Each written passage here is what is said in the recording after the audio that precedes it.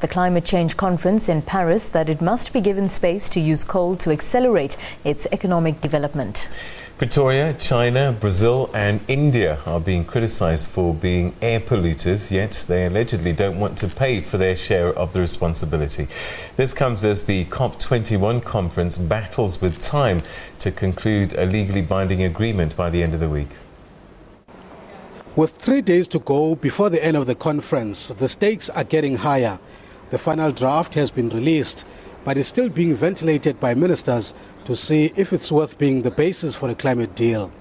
We really want to see a legally binding agreement or an agreement with legal force or an instrument with legal force. But that word legal should be somewhere and enforceable. We also want to introduce flexibilities where parties would go home and find it difficult to implement. We are going to have to find a way of accommodating them so that when we leave here, everybody is going to act. But negotiators are still far from each other. It has now emerged that at the center of the struggle to finalize an agreement is the pressure by the Western bloc of rich countries on South Africa, China, Brazil and India. They want them to pay for their liability of gas emissions and also significantly reduce their reliance on coal and oil.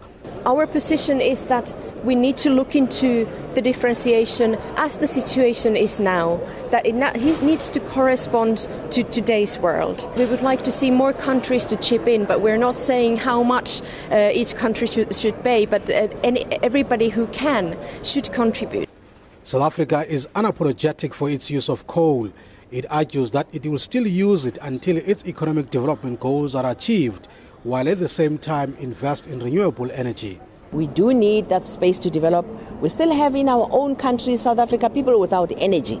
We still have people with poverty. We still have people without jobs. And we really want to use this opportunity to generate energy, not in an irresponsible manner, in a manner that will grow our renewables, clean energy, but also allow space for development, just like all these other developed countries have had an opportunity to develop. A team of South African parliamentarians is also here pushing and lobbying on the sidelines for a deal that will be fair to poor countries.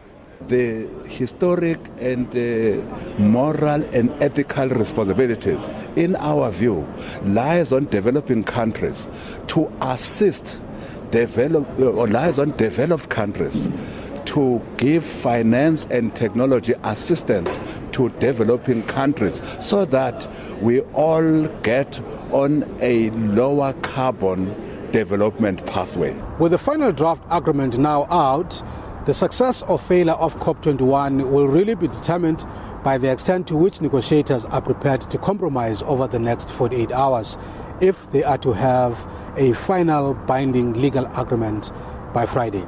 Tammy Dixon, SABC News in Paris.